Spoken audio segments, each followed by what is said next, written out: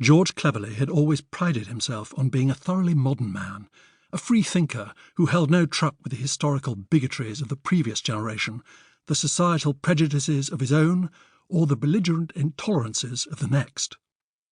After the birth of each of his children, at a time when childcare was still considered the primary domain of the mother, he had done his fair share of nappy-changing, often sitting up with his wife while she administered sleepy midnight feeds, and reading aloud to her as she nursed their latest progeny at her breast. He went on marches, protesting against anything that seemed even vaguely objectionable, and wrote newspaper columns criticising American presidents, African dictators, and Russian despots alike. He named his eldest son Nelson after Nelson Mandela, adding Fidel as the boy's middle name. On his weekly chat show, one of the most popular programmes on British television, he made a point of ensuring that an even gender ratio was maintained among his guests, and, when actresses featured in the lineup, never referred to their bodies or sex lives during the conversation, preferring to focus on their craft and philanthropic pursuits. He considered himself fiscally conservative but socially liberal, was a prominent opponent of blood sports, and had twice been a weekend guest of Charles and Camilla's at Highgrove. Politically, he was held in high esteem by both the left and the right, who considered him a fair and balanced journalist. Although he never publicly discussed his political leanings, he always voted for the person, not the party, and so, over the years, had cast ballots for Tory, Labour and Liberal Democrat candidates alike. In the 2019 general election, exhausted by Brexit, he had even voted for a Green. He sponsored 18 goats in Somalia and had attended 7 pride marches in the capital, waving the rainbow flag vigorously.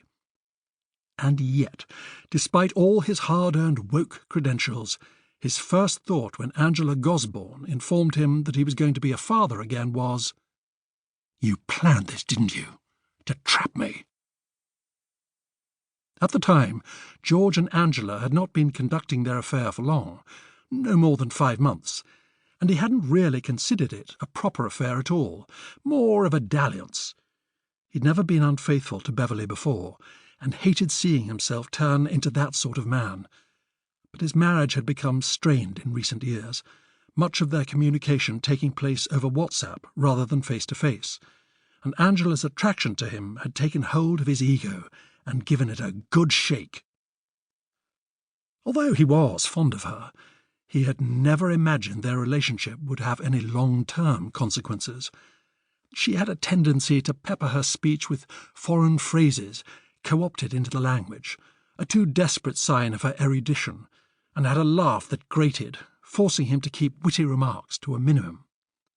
Ultimately, he decided to end the liaison, but a few days after the breakup, she'd phoned asking for one final roll in the hay, and being weak, he'd succumbed to her erotic invitation, which, in time, had led to today's meeting in a Kensington wine bar, where she delivered the news by placing her hand over her glass when the waitress tried to pour, saying, "I can't, je suis enceinte." "I don't want anything from you," Angela insisted now, taking a compact from her handbag and dabbing at her face with a powder puff, another habit that aggravated him. "You can be a part of this baby's life, or not, exactly as you wish. If you'd prefer to have nothing to do with him, then naturally I'll understand. But there's no changing things. It's a fait accompli." "Him?"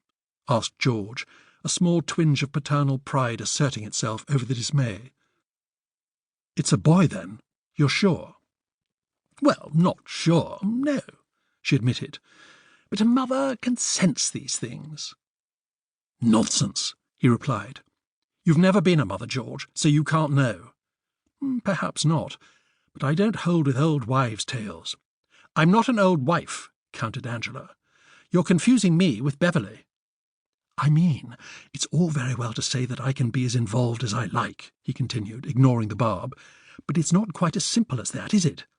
If I throw myself into fatherhood again, which I'm loath to do at my age, then I'll almost certainly lose Beverley, and the children will take her side, as they always do, so I'll lose them too.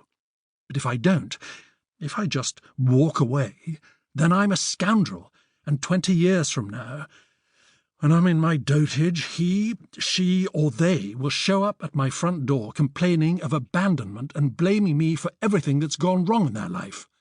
I'll be 80 years old by then, and frankly, I won't need the grief.